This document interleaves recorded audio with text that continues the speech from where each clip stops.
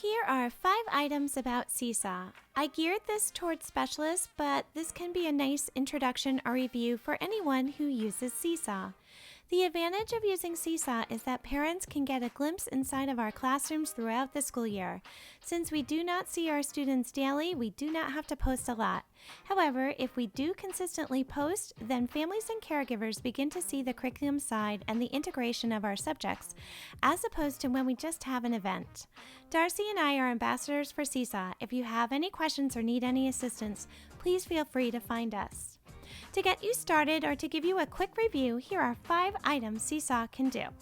1. Connect families. Your Seesaw classes are set up. Currently, for specialists, the default is to have the Enable Family Access button turned off, so families are not connected to your Seesaw. To turn this on, click on the wrench tool at the top right half of the screen, scroll down to Families, and turn on the button. You will see that the families are already connected because they are connected through their classroom teacher's Seesaw journals. If you want to have them like a post, you can change that setting here and turn on Enable Family Likes. The default is to have that turned off, but I have had parents who have told me that they like clicking on the heart to like one of our posts. Number 2. You are the gatekeeper. Students and parents cannot submit anything to the journal unless you approve it. Plus, parents can only see what you tag them in. Therefore, if your student is posting a writing sample or a video of themselves reflecting or a singing video, when you tag them solely, only their families and caregivers can see that post. Number 3. Students seeing each other's works.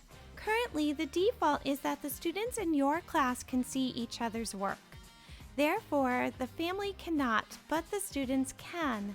The pros of this is that you can create an environment of teaching and supporting our 5 pillars with digital citizenship.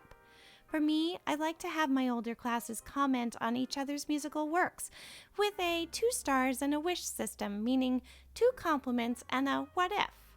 However, if you do not want the students to see their classroom posts, please go into the wrench tool again, scroll down to Students, and click off the button. Number 4, journals. Posting to the journal is wonderful if you want to share a photo or video of learning happening in your classroom, or a fun fact about your subject, or something they digitally used in class so that they can use it at home. For example, we used these beatboxing M&Ms to make music this week in music class. Therefore, I left the link on their Seesaw journal so that they could access it at home. I have also used the journal to show when my students are playing as an ensemble in music class, or when I introduce myself at the beginning of the year, or concert dress code, or when they stand in a concert, and more. When you are sharing an item about your class or a student is giving a reflection on their own work, the journal is a good place to do this. Big tip. Always post with a comment explaining the post or a caption. You can do this 2 ways, by posting and adding a comment or using the caption tool when you post. And number 5, activities. Seesaw has these activities that's like a teacher pay teacher within its program. Go to Activities, click on Library, click on Community Library, and then filter out to what you might want to find. For example, if I look for first grade music, I will find 684 activities written by music educators who are also Seesaw ambassadors.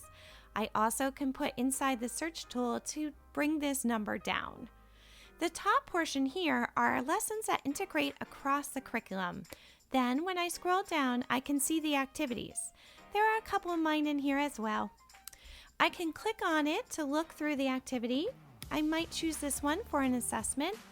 I like that if I click on Present it to the class, I can try out this activity on my own, as well as when I assign it, I can use that button to present it to the class and example it. If I click the heart so it turns pink, then it moves to my library.